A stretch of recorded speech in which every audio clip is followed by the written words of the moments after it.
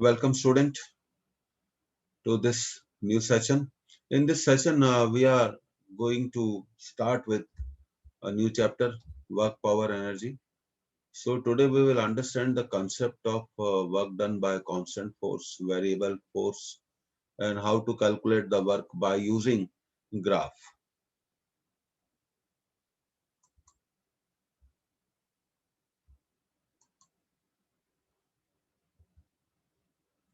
तो चलिए अब आज की क्लास को स्टूडेंट स्टार्ट करते हैं और सबसे पहले अपने कंसेप्ट को इम्प्रूव करते हैं, फिर न्यूमेरिकल प्रैक्टिस करेंगे। देखिए, work done bye constant force, ये हमारी पहली हेडिंग है। तो यहाँ मैंने मेंशन किया है work done in displacing a particle. Displacing means particle must have some displacement under the action of a number of forces is equal to the work done by the resultant force। तो ये statement बिल्कुल clear करता है कि अगर आपको work done calculate करना है और बॉडी पर एक से ज्यादा फोर्सेस एक्ट कर रहे हैं तो हमें निकालना पड़ेगा रिजल्टेंट फोर्स, और तभी हम वर्क को कैलकुलेट कर पाएंगे। When a constant force F acts on a particle and the particle moves through a displacement S, the force is said to do work W on the particle। अब इस work को कैसे calculate किया जाएगा? W equal to F dot S से। तो F dot S, तो हम ये कहना चाहते हैं we have to take the dot product, the scalar product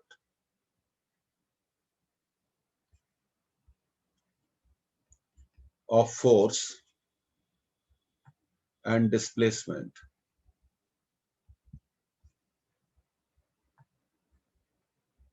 gives the work।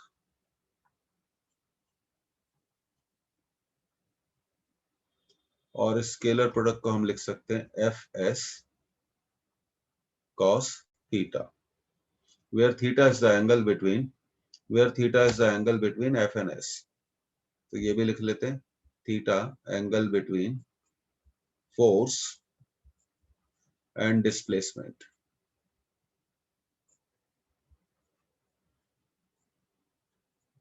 and S, where S is the displacement।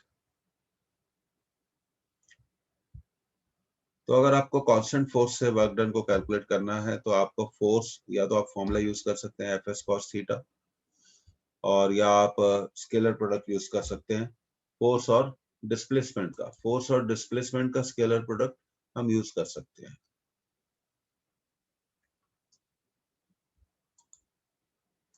आगे बढ़ते हैं स्टूडेंट। अब देखिए, पहला हमने एक सवाल ले लिया, calculate the work done by the force F 3i minus 2j plus 4k in carrying a particle from point -213 to the point 36 minus 2। तो सबसे पहले तो हमें डिस्प्लेसमेंट वेक्टर को निकालना पड़ेगा। तो डिस्प्लेसमेंट वेक्टर को निकालने के लिए हम 36 minus 2 का मतलब है 3i plus 6j minus 2k minus 2i plus 1j plus 3k। तो सबसे पहले डिस्प्लेसमेंट वेक्टर को आप कैलकुलेट करिए। अब ये हो जाएगा 5i, 6j minus 1j you will get 5j, and minus 2k minus 3k you will get minus 5k। Now let's find out the scalar product of F and S।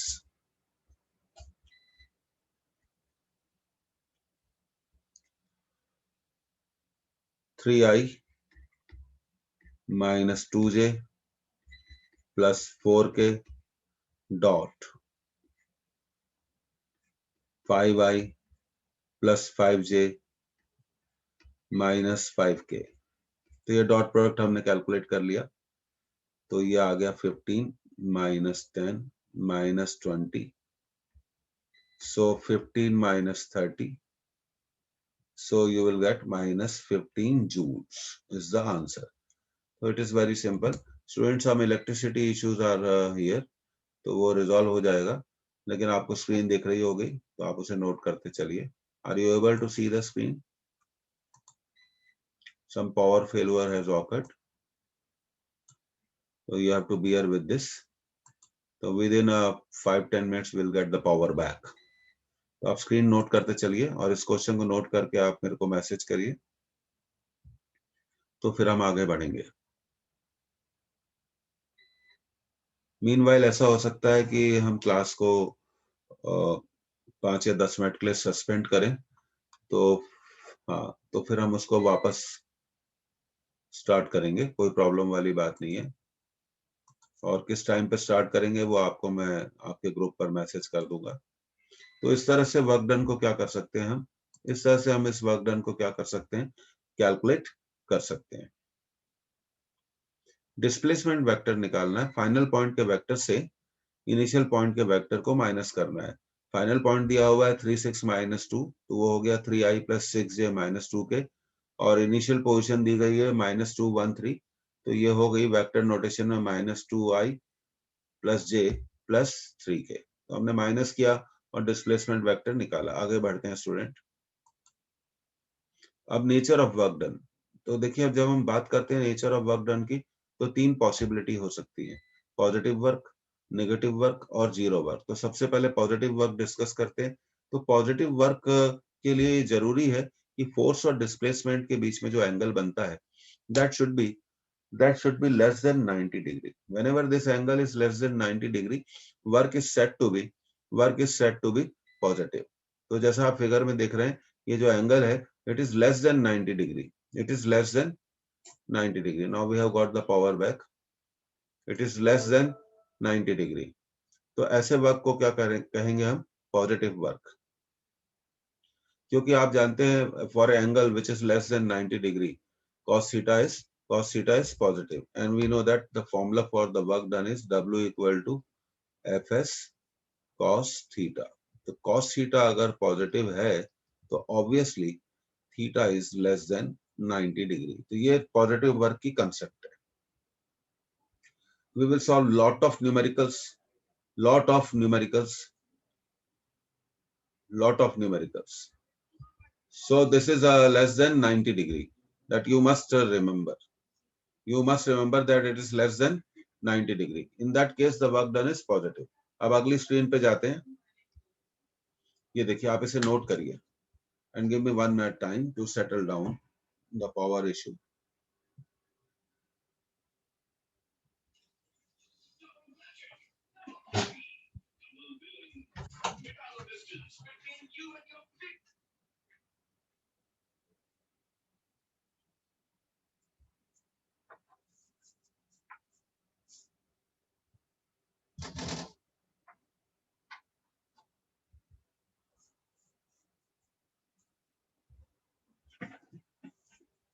Okay.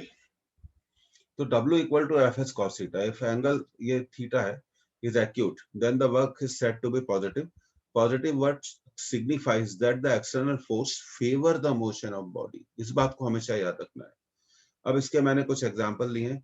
When a body falls freely under the action of gravity, the work done by the gravity is positive. देखिए, gravity का force कहाँ लगता है, downward.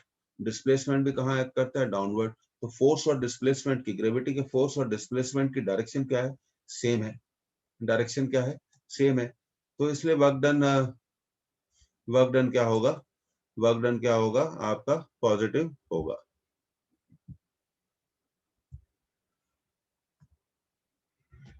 Second example, when a spring is stretched, stretching force, देखिए stretching force and the displacement both are in same direction, so work done by the stretching force is positive.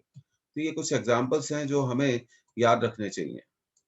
We should remember these example. Positive work के, तो पहला तो body falling freely under gravity, in that case the work done is positive. And second example I have given you, when a spring is stretched. आगे बढ़ते हैं। ये देखिए positive work done क्यों है ये, अब हम इसके बारे में बात करते हैं। तो देखिए आप, ग्रेविटी का जो फोर्स है वो है mg,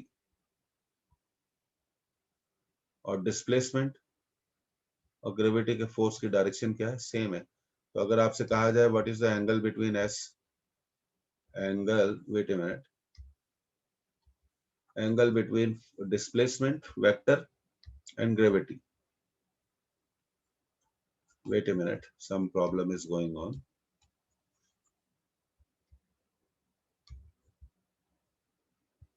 Angle between the force of gravity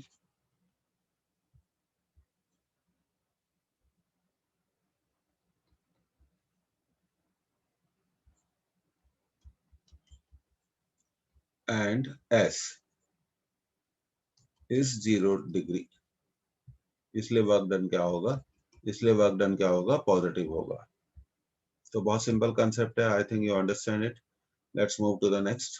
ये बहुत सारे न्यूमेरिकल्स, बहुत सारी अप्रोचेस को हमें क्लियर करना है। अब देखिए निगेटिव वर्क के बारे में बात करते हैं। तो ये आपको डायग्राम में दिख रहा है कि निगेटिव वर्क क्यों है, क्योंकि यहाँ देखिए आप theta is greater than 90 degree. जब थीटा 90 डिग्री से ग्रेटर होता है तो कॉस थीटा की जो वैल्यू होती है वो निगेटिव होती है। तो वर्क डन होता है W equal to F S cos theta. तो ऐसा वर्क क्या होगा, निगेटिव होगा। तो नेगेटिव वर्क की कंडीशन, तो मैथमेटिकल कंडीशन हमें मालूम चल गई। The angle between displacement and force should be greater than 90 degree. Obtuse angle का केस है, then the work is said to be negative. It signifies that the direction of force is such that it opposes the motion of body. Force की direction body के motion को oppose करती है।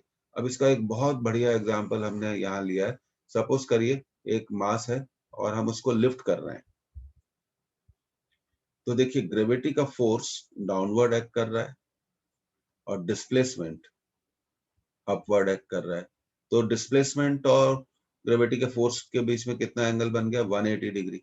180 degree angle बनने के कारण तो हमारा जो वर्क डन होगा mgs cos 180, तो ये हो जाएगा माइनस mgs।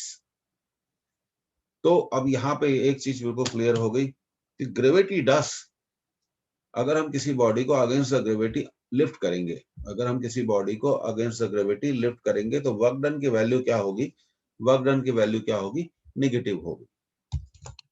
वर्क डन की वैल्यू क्या होगी, नेगेटिव होगी। और मैथमेटिकल कंडीशन तो आपको याद रखनी चाहिए, theta should be greater then, theta should be greater than 90 degree. आगे बढ़ रहे हैं स्टूडेंट।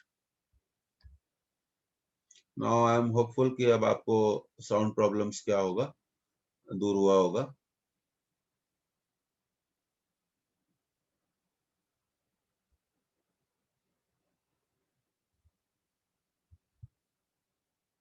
ओके,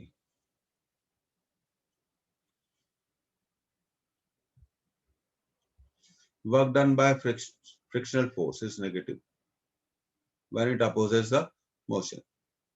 तो रीजन बहुत सिंपल है, बॉडी राइट में मूव कर रही है तो डिस्प्लेसमेंट क्या की जो डायरेक्शन होगी वो राइट में होगी, और फ्रिक्शन की डायरेक्शन क्या होगी, लेफ्ट में होगी। तो ये कितना एंगल बन गया, मोर देन 90 डिग्री, 180 डिग्री। इसलिए फ्रिक्शनल फोर्स का वर्क डन हमेशा क्या होगा, नेगेटिव होगा। Next, work done by braking force on the car is negative. तो अब यहाँ पे हम इसको समराइज कर सकते हैं, ऐसा कोई भी फोर्स जो रिटार्डेशन प्रोड्यूस करे, ऐसा कोई भी फोर्स जो बॉडी के मोशन में क्या प्रोड्यूस करे, रिटार्डेशन प्रोड्यूस करे, तो हमेशा वर्क डन क्या होगा, याद रखना आप इस बात को, हमेशा वर्क डन क्या होगा, नेगेटिव होगा। आगे बढ़ते हैं, zero work. This is very good.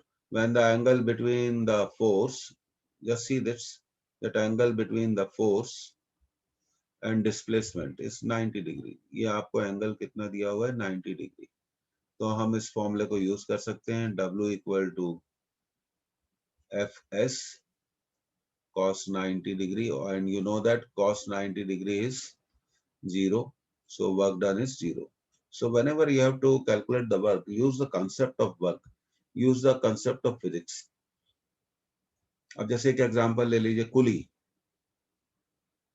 वो वेट को अपने हेड पर रखता है और उसकी डिस्प्लेसमेंट फॉरवर्ड डायरेक्शन में होती है, और वेट कहाँ एक्ट करता है, डाउनवर्ड डायरेक्शन में। इसलिए work done by the coolie will be always always 0। आगे बढ़ते हैं, body moving with uniform velocity, तो वर्क डन क्या होगा, 0 होगा. Net force on the particle is 0. We push the wall and it remains at rest. Work done is 0 because wall has no displacement. A pendulum is oscillating. Work done by the tension is always equal to 0. तो जब pendulum oscillate करता है और उसकी string में जो force of tension develop होता है, तो टेंशन के कारण हमेशा आप याद रखिए कि वर्क डन क्या होगा, वर्क डन क्या होगा, 0 होगा. क्योंकि टेंशन डिस्प्लेसमेंट से कितना एंगल बनाता है, 90 degree. I can explain you here.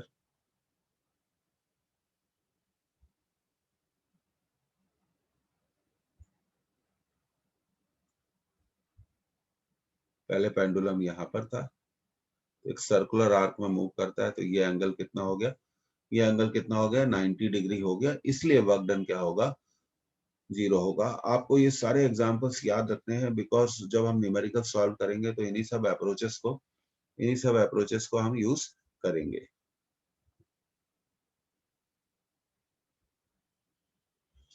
Electron is moving around the nucleus, work done 0. Satellite is moving around the earth, work done 0. Pulley, Sahayak, is carrying baggage on a horizontal platform. Work done by the gravitational force is 0. तो ये 0 work के आपको कुछ examples दिए गए हैं. Electron moving around the nucleus, work done is 0. क्योंकि centripetal force linear displacement के साथ कितना एंगल बनाता है, 90 degree. Satellite moving around the earth, work done is 0. Pulley is carrying a baggage on a horizontal platform, work done is 0. इन तीनों cases में जो work done होगा वो 0 होगा. उन तीनों केसेस में जो वर्क डन की वैल्यू होगी 0 होगी. आगे बढ़ते हैं स्टूडेंट. ये बातें हमेशा याद रखनी चाहिए और एग्जांपल्स आपको याद रखने चाहिए जिससे आगे चल के हमें काफी हेल्प मिलेगी. देखिए, if a body is pulled on a rough horizontal road through a displacement s, तो देखिए फोर्स ऑफ फ्रिक्शन, यहाँ पे आप ध्यान दीजिए, डायग्राम बना लीजिए. फोर्स ऑफ फ्रिक्शन, देखिए फोर्स कहाँ लग रहा है, राइट हैंड साइड में. डिस्प्लेसमेंट भी कहाँ होगा, राइट हैंड साइड में. ये वेट हो गया mg, normal reaction. And F is the force of friction. तो याद रखिए F is the force of friction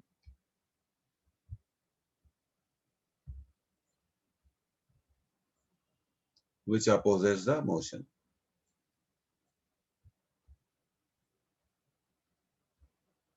और F क्या है, अप्लाइड फोर्स.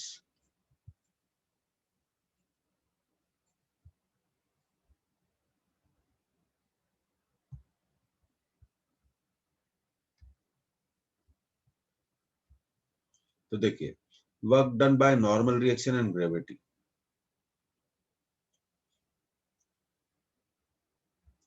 देखिए ये जो नॉर्मल रिएक्शन दिख रही है आपको, ये जो आपको नॉर्मल रिएक्शन दिख रही है वो डिस्प्लेसमेंट के साथ कितना एंगल बनाती है, 90 डिग्री.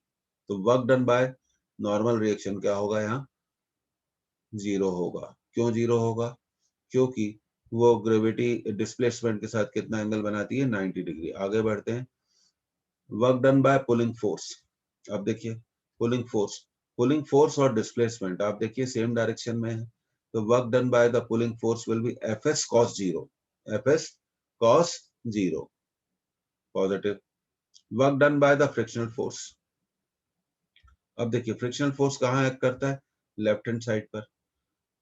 और डिस्प्लेसमेंट कहाँ है, राइट हैंड साइड पे. तो F और S के बीच में कितना एंगल बन गया, 180 डिग्री.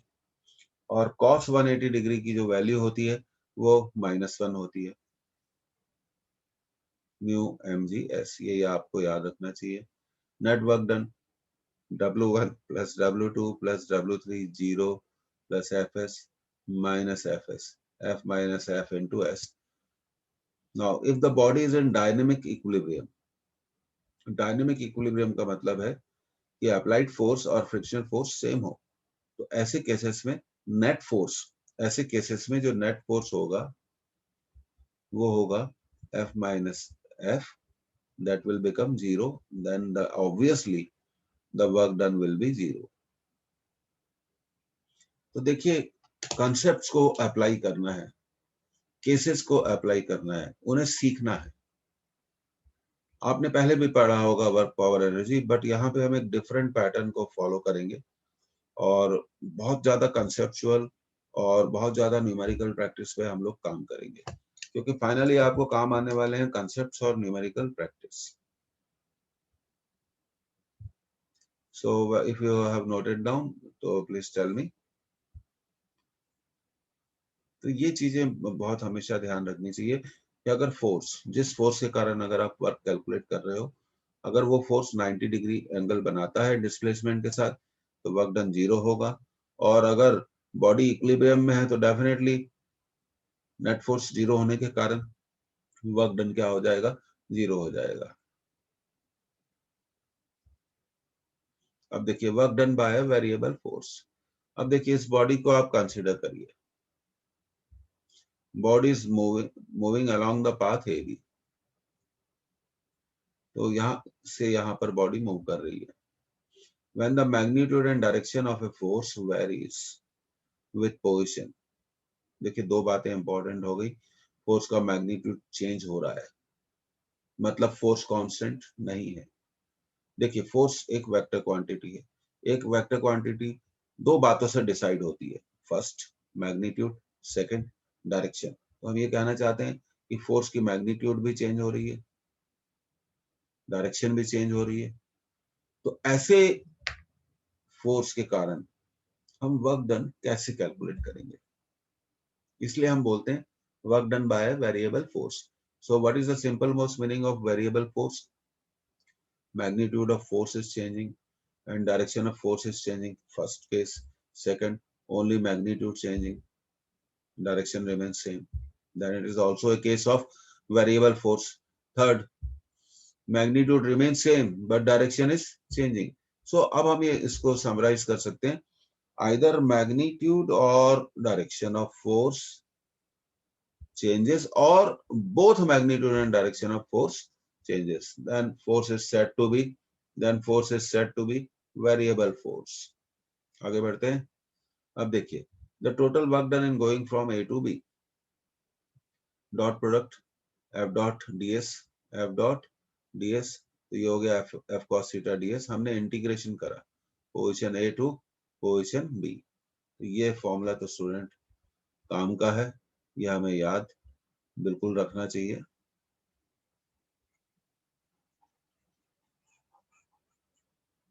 हमें इंटीग्रेशन करना पड़ेगा, फिर आने वाली स्लाइड्स में हम इंटीग्रेशन पर भी बेस कुछ क्वेश्चंस करेंगे। तो ये तो आपका पहला अप्रोच हो गया। अब आप जानते हैं फोर्स के कंपोनेंट्स होते हैं, एक एक्स कंपोनेंट होता है, एक वाई कंपोनेंट होता है और एक जेड कंपोनेंट होता है in terms of rectangular component. So I am talking that in terms of rectangular components. The force can be written as Fxi plus Fyj plus Fzk, where Fx is x component, याद रखिए, where Fx is x component, Fy is y component and Fz is z component. The force has three components, x component Fx, y component Fy and z component Fz.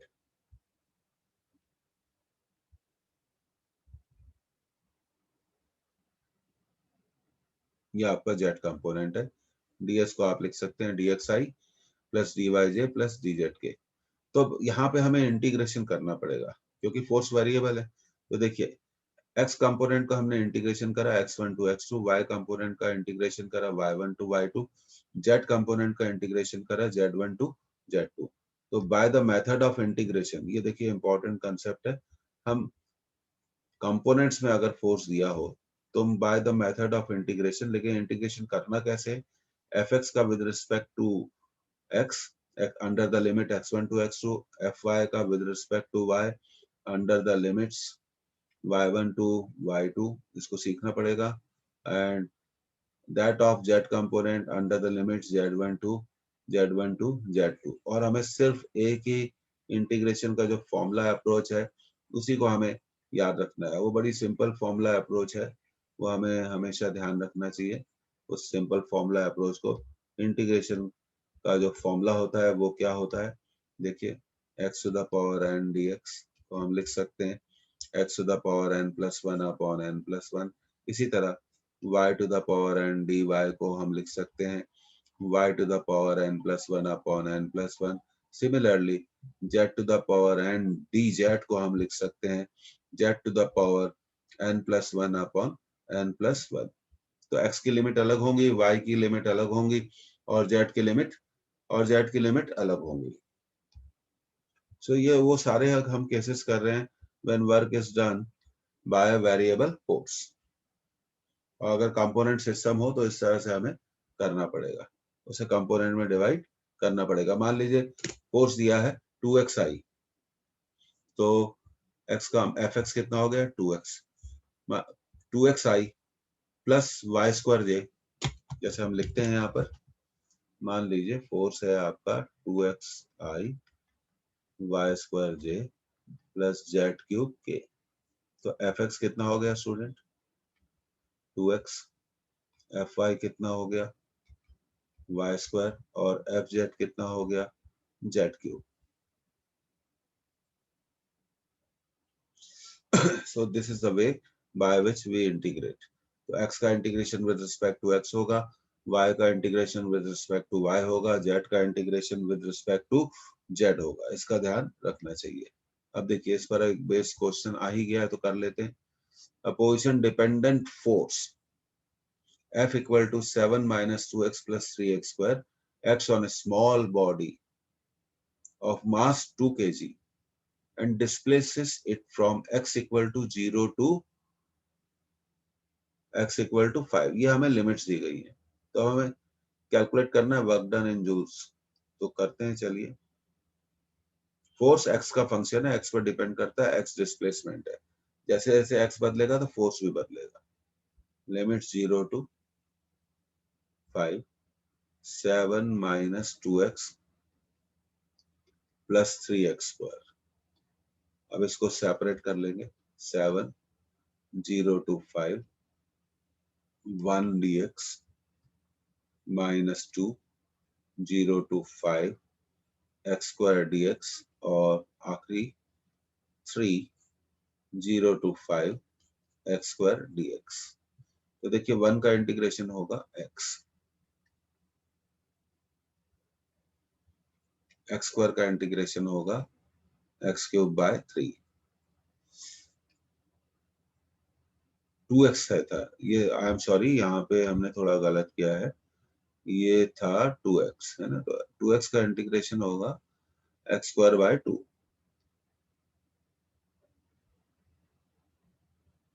और x square का integration होगा x cube by 3। Limits 0 to 5 और यहाँ पे भी 0 to 5।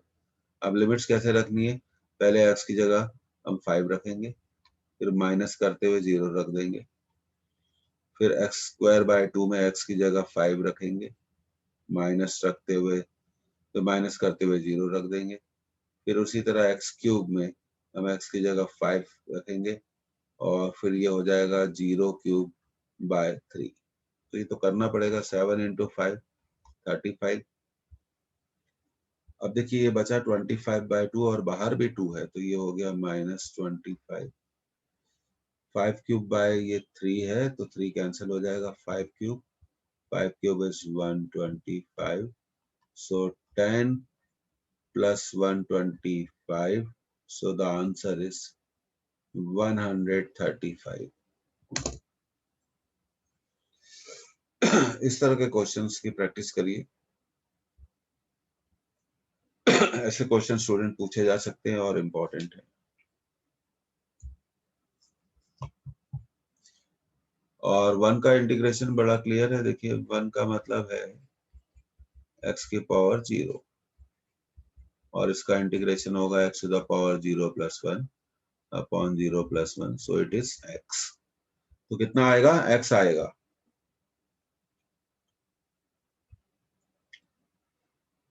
So the answer is 135 joules।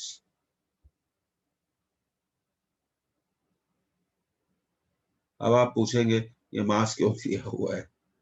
बस दिया हुआ है क्योंकि वेरिएबल फोर्स से इंटीग्रेट करो और आंसर को निकालो।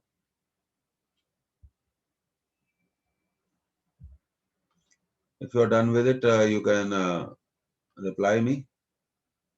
तो देखिए ये बहुत जरूरी चीज है कि कैसे करा जाता है।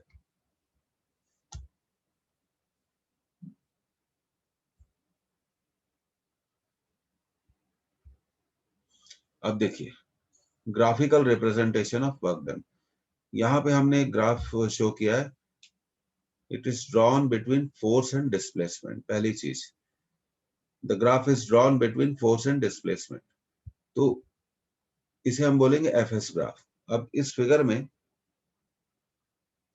जो एफ एस ग्राफ है वो P Q is the F S graph. तो हम क्या करेंगे, ग्राफिकली वर्क कैलकुलेट करने के लिए हम ग्राफ के नीचे जितना भी ग्राफ डिस्प्लेसमेंट एक्सिस के साथ एरिया बनाता है, ये एरिया, ये एरिया देगा हमें वर्क डन। क्या देगा? Work done. यही लिखा है, the area enclosed by the FS graph and displacement axis gives the amount of work done by the force. तो area of O P Q R, O P Q R, तो ये area से हम क्या कर कैलकुलेट कर सकते हैं, इस एरिया से हम कैलकुलेट कर सकते हैं वर्क को। ये एरिया आपको निकालना पड़ेगा। तो लेकिन देखिए ये टेक्निक हम तभी यूज कर सकते हैं when graph is a straight line. ये एक स्ट्रेट लाइन ग्राफ है।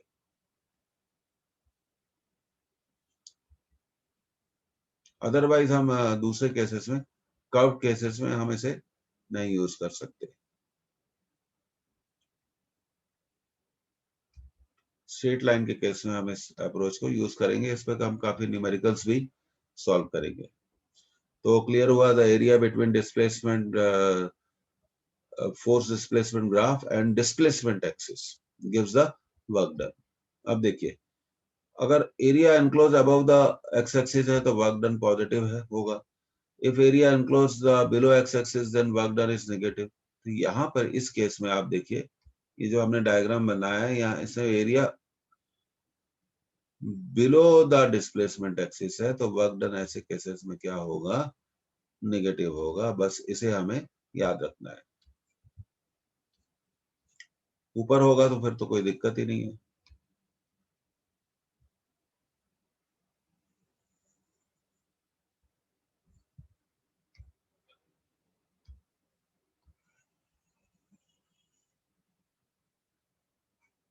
वर्क डन क्या होगा, नेगेटिव होगा। तो हमेशा जब ग्राफ से हम वर्क डन कैलकुलेट करते हैं तो हमें हमेशा ध्यान रखना चाहिए कि ऐसा कौन सा केस है जिसमें वर्क डन पॉजिटिव होगा और ऐसा कौन सा केस है जिसमें वर्क डन क्या होगा, नेगेटिव होगा।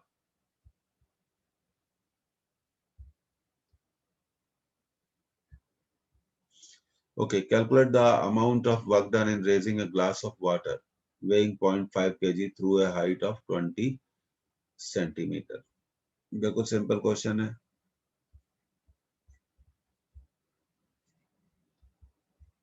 mgh,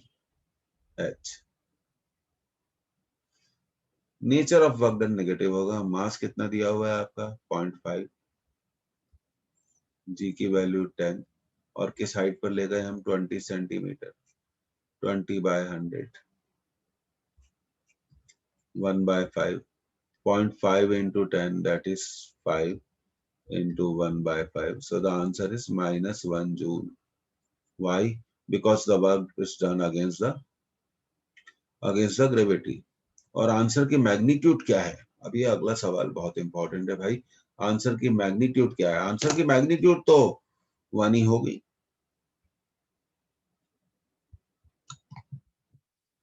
और ऐसा वर्क डन नेगेटिव होगा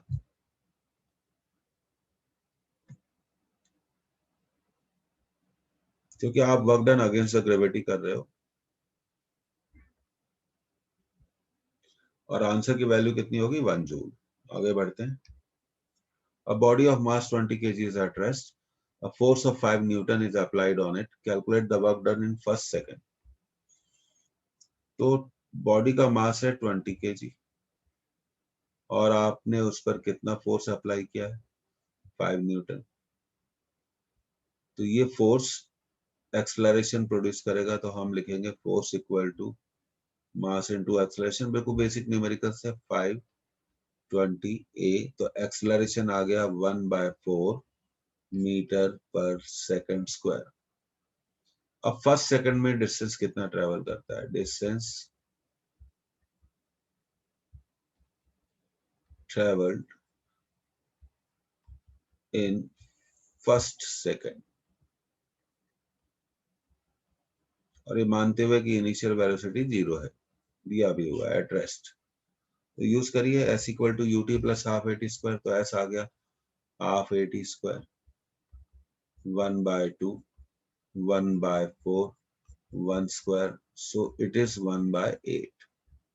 अब वर्क कैलकुलेट करना है, फोर्स को डिस्प्लेसमेंट से मल्टीप्लाई कर दो, 5 into 1/8, so the answer is 5/8 joules. तो जैसे जैसे आगे बढ़ेंगे तो क्वेश्चंस की लेवल भी क्या होगी स्टूडेंट, चेंज होती जाएगी। तो इसका करेक्ट आंसर हो गया हमारा कितना, 5/8 जूल्स। 5/8 जूल्स। तो बस कुछ नहीं करना था, एक सेकंड में बॉडी का डिस्प्लेसमेंट कैलकुलेट करना था, और हमने उसके लिए इक्वेशन ऑफ मोशन यूज किया, s equal to u t plus half a t square. आगे बढ़ते हैं। Calculate the work done to move a body of mass 10 kg along a smooth inclined plane with constant velocity through a distance of 10 metre. अब देखिए question बहुत ही बढ़िया है।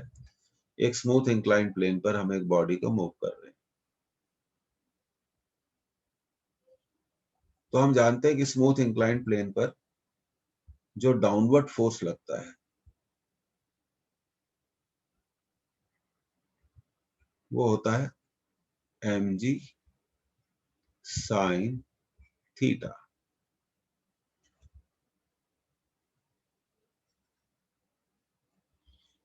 क्योंकि हमें बॉडी को कांस्टेंट वेलोसिटी से मूव करना है, इसका क्या मीनिंग है कि net force on body should be 0। तो हम कितना फोर्स लगाएं बॉडी पे जिससे वो कांस्टेंट वेलोसिटी से मूव करे? ऑब्वियसली ये फोर्स किसके इक्वल होना चाहिए, mg साइन थीटा के इक्वल होना चाहिए। मास दिया हुआ है 10, g की भी वैल्यू ले लेते हैं 10, और ये दिया हुआ है साइन 30। अब जो साइन 30 है स्टूडेंट, ये हो गया 100 इंटू 1/2, तो फोर्स तो आ गया 50 न्यूटन। ठीक है, through a distance of 10 metre. तो वर्क डन बहुत आसान है, Fs, क्योंकि फोर्स की डायरेक्शन और डिस्प्लेसमेंट की डायरेक्शन सेम है, 50 into 10. So the answer of this question is 500 metre. कितना आया? 500 मीटर। तो ये लैंग्वेज बहुत इंपॉर्टेंट थी कि हम बॉडी को मूव करना चाहते हैं अप द प्लेन, लेकिन कैसे मूव करना चाहते हैं? With constant velocity. बस यही कंसेप्ट इस क्वेश्चन में इन्वॉल्व हुआ, और कांस्टेंट वेलोसिटी से मूव करने के लिए जो अपवर्ड फोर्स है वो downward force mg sin theta के इक्वल होना चाहिए। अगर ये F अगर mg sin थीटा से ज्यादा होता तो बॉडी एक्सलरेशन से मूव करती। बस इसी कंसेप्ट को हमें याद रखना है। आगे बढ़ते हैं। ये देखिए, a particle is shifted from 0.01 meter to 0.1 meter, 1 meter, 2 meter under the simultaneous action of several forces. Two of them are F1 2i plus 3j minus k, F2 I minus 2j plus 2k. Find the work done by the resultant of these two forces. तो यहां हमें सबसे पहली step में क्या करना चाहिए, resultant force निकाल लेना चाहिए। वो सिंपल हम F1 प्लस F2 से निकाल सकते हैं क्योंकि कंपोनेंट सिस्टम में दिया गया है 2i plus 3j minus k plus i minus 2j plus 2k। तो ये हो गया 3i प्लस j और 2k minus k only k that is 1k। Step 2 में हमें निकालना चाहिए डिस्प्लेसमेंट वेक्टर।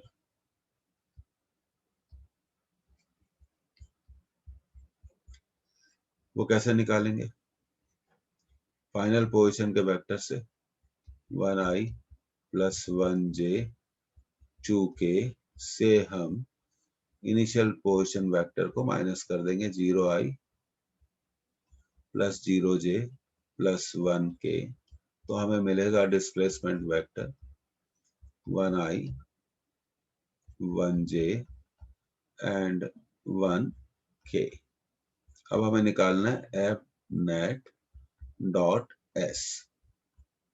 ये आ जाएगा 3i plus 1j plus 1k dot 1i 1j और 1k। अब डॉट प्रोडक्ट निकाल लीजिए 3 into 1 3 1 into 1 1 1 into 1 1। So the answer is 5 joule. तो इस क्वेश्चन का स्टूडेंट आंसर आ गया 5 जूल।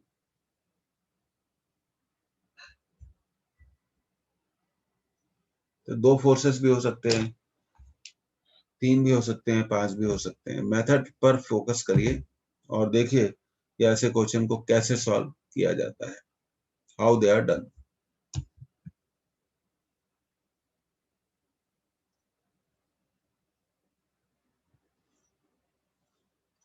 तो ये आपने नोट कर लिया, नेट फोर्स निकाला पहले स्टेप में, दोनों को ऐड कर दिया, फिर पोजीशन वेक्टर निकाला, फाइनल पोजीशन वेक्टर से इनिशियल पोजीशन को माइनस कर देंगे तो डिस्प्लेसमेंट वेक्टर आ जाएगा। और उसके बाद नेट फोर्स और डिस्प्लेसमेंट वेक्टर का डॉट प्रोडक्ट और जिसे हम कहते हैं स्केलर प्रोडक्ट लिया जाता है। अब देखिए work done in pulling the Bob of mass m of a simple pendulum of length L through an angle theta to the vertical by means of horizontal force F। देखिए सबसे पहले तो आप डायग्राम ड्रॉ करिए, इसमें कुछ समझने वाली बात है। देखिए ये स्ट्रिंग की लेंथ कितनी है? L है। तो इसको हम थोड़ा नोटिफाई कर देते हैं यहाँ पर।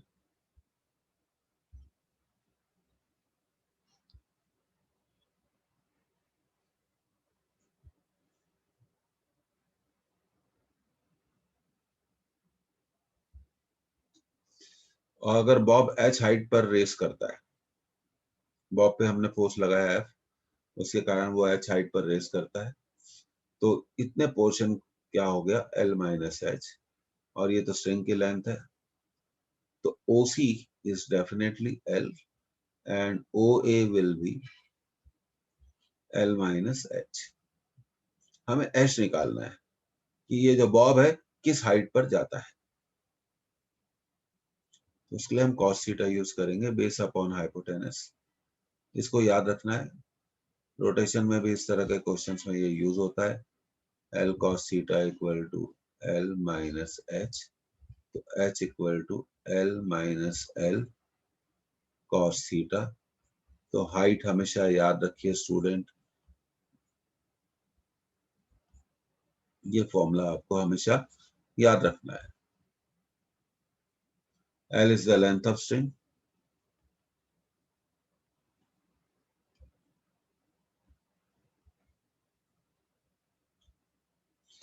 अब देखिए टेंशन तो कितना वर्क करेगा, मैंने आपको एक एग्जांपल में बताया था। अगर आपसे पूछा जाए what is the work done by the tension, definitely 0।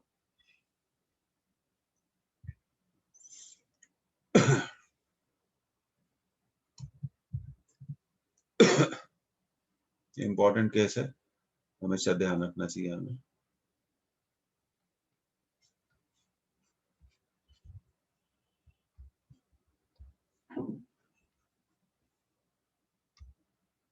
आगे बढ़ते हैं, अगली स्टेप में भी एच कैलकुलेट करा गया है, तो हमेशा याद रखिए एच इक्वल टू कितना होगा, L into 1 minus cos theta,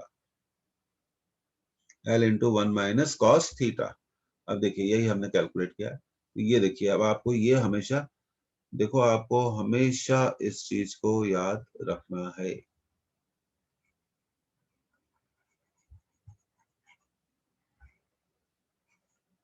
okay, I think इसको थोड़ा हमें हाईलाइट एक लाइट कलर से करना चाहिए।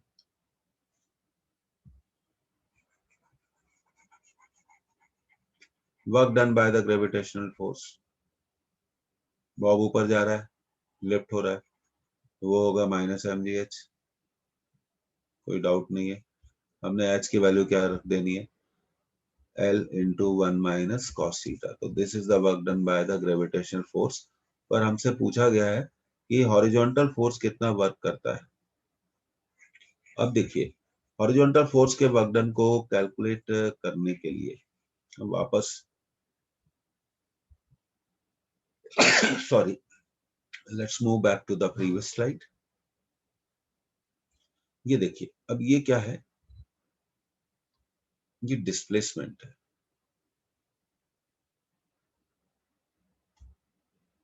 हॉरिजॉन्टल फोर्स के कारण। अब इस डिस्प्लेसमेंट को ये को निकालने के लिए, अब इस डिस्प्लेसमेंट को कैसे निकाला जाता है ये आपको अगली स्लाइड में बताते हैं। इसको नोट कर लीजिए, एस इज द डिस्प्लेसमेंट। अब देखिए ये जो आपका फिगर था, इसमें ये था L माइनस एच, ये हो गया S, और ये हो गया L, और ये एंगल थीटा। तो कुछ नहीं करना है, साइन थीटा को यूज करना है, परपेंडिकुलर अपॉन हाइपोटेनस। तो S की वैल्यू कितनी आ जाएगी, L साइन थीटा। तो ये देखिए work done by the tension T in the string. तो हमेशा आपको अब दो चीजें, तीन चीजें याद रखनी है। ग्रेविटी कितना वर्क करेगी, पहला आपको याद रखना है H is L into 1 minus cos theta, work done by gravity, work done by gravity. देखिए यही सब कंसेप्ट हैं जो यूज होती है, minus mg h, so it can be written as minus mg L 1 minus cos theta। आप body को ऊपर लिफ्ट कर रहे हो और ग्रेविटी कहाँ कर रही है, नीचे कर रही है, तो वर्क डन डेफिनेटली नेगेटिव होगा। Work done by tension, work done by tension, doubt ही मत रखिए, zero. Work done by horizontal force, work done by horizontal force,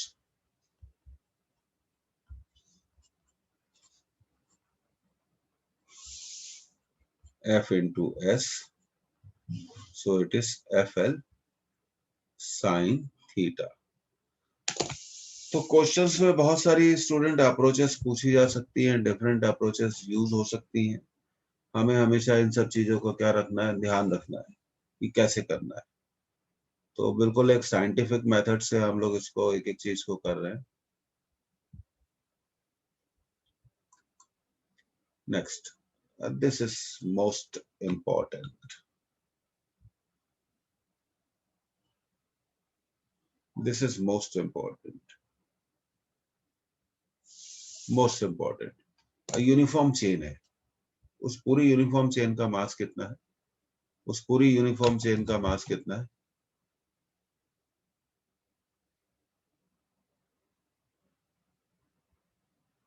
m है, और टोटल लेंथ कितनी है, l है। और ये कहा गया कि 1 upon nth part of its length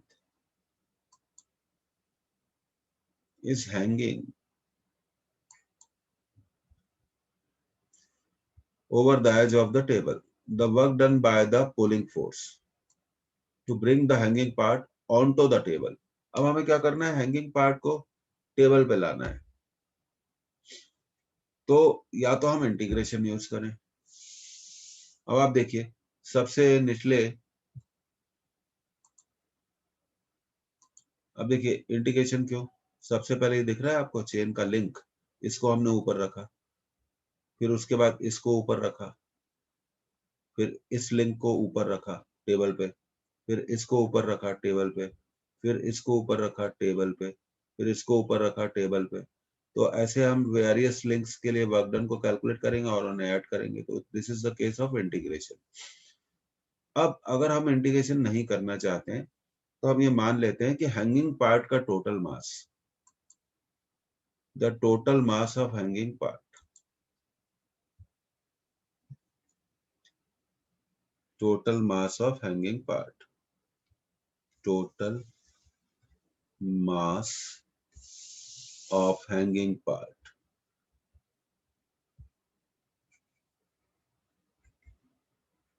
will act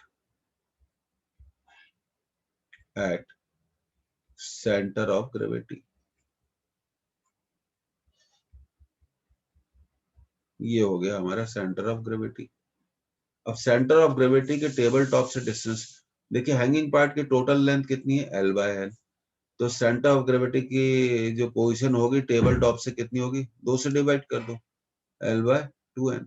अब यहाँ पर टोटल हैंगिंग पार्ट का वेट कितना है, देखिए टोटल मास कितना है m, टोटल मास कितना है m, तो रो मास पर यूनिट लेंथ कितना हो जाएगा, m bye l।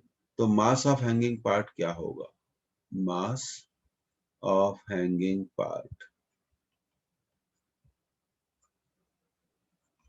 Will be rho into l by n।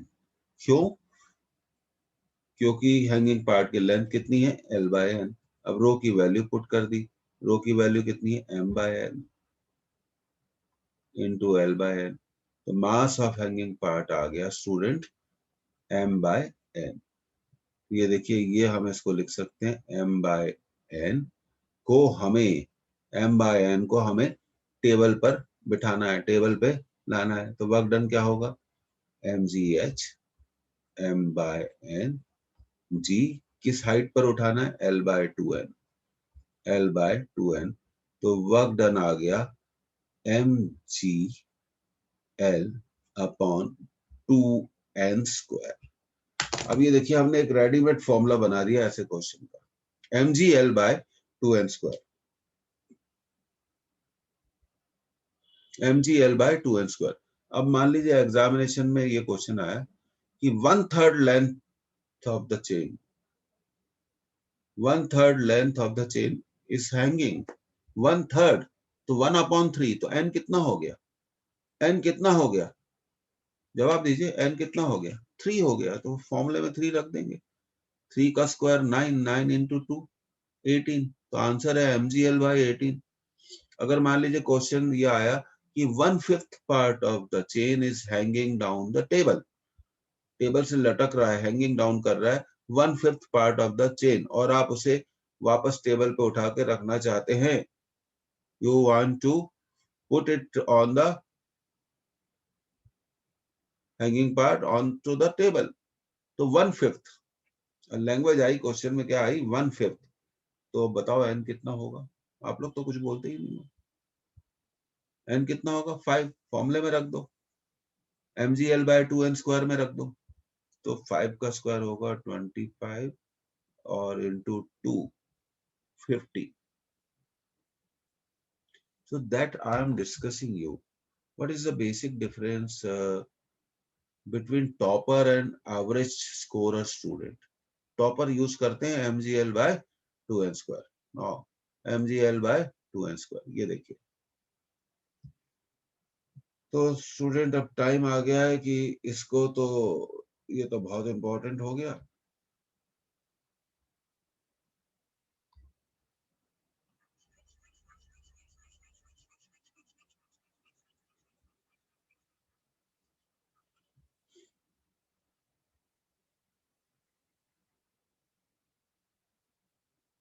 अब जैसे मैंने आपको क्वेश्चन बताए थे कि अगर मान लीजिए 1/4 part is hanging, 1/4 part is hanging, तो n कितना हो गया भाई, 4। 1/5 पार्ट इज हैंगिंग, तो n कितना हो गया, 5 रख देंगे फॉर्मूले में, 1/3 part is hanging.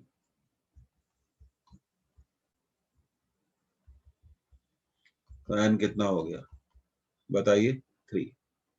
Okay, everyone should tell me whether you understand it or not. और क्या आप इसे 1 मिनट से कम टाइम में एग्जाम में सॉल्व कर पाएंगे कि नहीं कर पाएंगे, ये भी आपको बताना है. 1/6 part is hanging. तो कैसा भी क्वेश्चन आ सकता है.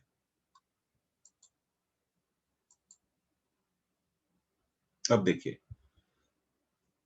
work done in lifting a body of mass m having density d1 inside a liquid of density d2 through a height h. अब जैसा कि आप जानते हैं कि whenever a body is completely inside the liquid or submerged in the liquid, तो liquid के अंदर यहाँ देखिए बॉडी पर 2 फोर्स एक्ट करते हैं. एक तो ग्रेविटी का फोर्स एक्ट करता है और एक अपथ्रस्ट एक्ट करता है. तो सबसे पहली बात जो हमें जाननी चाहिए,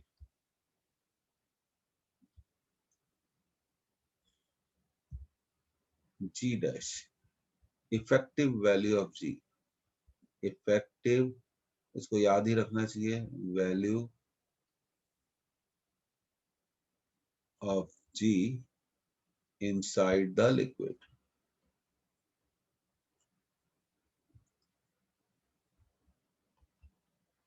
और से हम बोलते हैं जी डैश. हमेशा याद रखिए G dash is equal to G into 1 minus d2 by d1. ऐसा इसलिए है कि बॉडी पर लिक्विड के अंदर 2 फोर्स काम करते हैं, एक तो वेट और एक अपथ्रस्ट.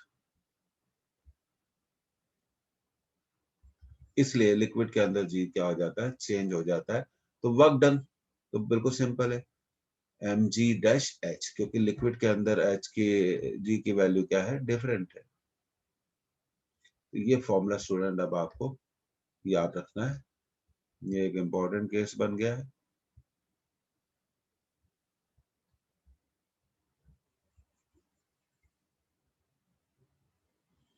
जिससे आप इन तरह के सवालों का जवाब दे सकते हैं. बस एक बात ध्यान रखिए, जो बॉडी लिक्विड के अंदर है उसकी डेंसिटी कितनी है, d1 है.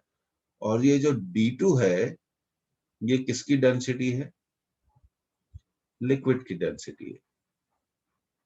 किसकी डेंसिटी है, लिक्विड की डेंसिटी है. तो मैंने आपको बताया था कि हम डिफरेंट केसेस को 1 बाय 1 सॉल्व करेंगे. ये इंपॉर्टेंट है, कहने की जरूरत बिल्कुल भी नहीं है. आई एम पी रिवाइज करना है, R1,